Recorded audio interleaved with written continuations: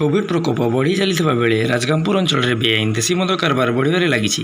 ଏହାକୁ ଆଖି ଆଗରେ ରଖି ରାଜଗାଙ୍ଗପୁର ଅବକାରୀ ବିଭାଗ ସକ୍ରିୟ ହୋଇ ଉଠିଛି। ଜିଲ୍ଲା ଅବକାରୀ ଅଧିକାରୀ ଲକ୍ଷ୍ମୀକାନ୍ତ ପରିଡ଼ାଙ୍କ ନିର୍ଦ୍ଦେଶ କ୍ରମେ ରାଜଗାଙ୍ଗପୁର ଅବକାରୀ ବିଭାଗ ରବିବାର ଦିନ ଏକ ଟାଟା ଏସିରୁ 390 ଲିଟର ଦେଶୀ ମଦ ଜବତ କରିବା ସହିତ 2 ଜଣଙ୍କୁ ଗିରଫ କରି ସୋମବାର ଦିନ କୋର୍ଟ ଚାଲାଣ କରିଥିବା ଜଣାପଡ଼ିଛି। ରବିବାର ଦିନ ସନ୍ଧ୍ୟାରେ ଡୁଡି ଅଞ୍ଚଳରୁ ଏକ ଟାଟା ଏସି ଗାଡ଼ିରେ ମଦ ଚାଲାଣ ହେଉଥିବା ଖବର ପାଇ ରାଜଗାଙ୍ଗପୁର ଅବକାରୀ ବିଭାଗ ପକ୍ଷରୁ ରାଜଗାଙ୍ଗପୁରର ବିଭିନ୍ନ ଅଞ୍ଚଳରେ ଜଗି ରହି ଟାଟା ଏସିକୁ ଧରିବା ପାଇଁ ପ୍ରୟାସ କରାଯାଇଥିଲା। ହେଲେ କୌଶଳ କ୍ରମେ ମଦ ବୋଝେଇ ଗାଡ଼ିଟି କୁତ୍ରାପଡ଼କୁ ଚାଲିଯାଇଥିଲା। ଅବକାରୀ କର୍ମଚାରୀମାନେ ବାଇକ୍ ଯୋଗେ ଜୀବନକୁ ବାଜି ଲଗାଇ ମଦ ବୋଝେଇ ଗାଡ଼ିର ପିଛା କରିବା ସହିତ କୁତ୍ରା ପୋଲିସକୁ ଫୋନ୍ ଯୋଗେ ଜଣାଇଥିଲେ। ଖବର ପାଇ କୁତ୍ରା ଥାନା ଅଧିକାରୀ ସୁଶାନ୍ତ କୁମାର ପରିଡ଼ା ଦଳବଳ ସହିତ କୁତ୍ରା ଥାନା ପାଖରେ ମଦ ବୋଝେଇ ଗାଡ଼ିଟିକୁ ଧରି ରାଜଗାଙ୍ଗପୁର ଅବକାରୀ ବିଭାଗକୁ ହସ୍ତାନ୍ତର କରିଥିଲେ।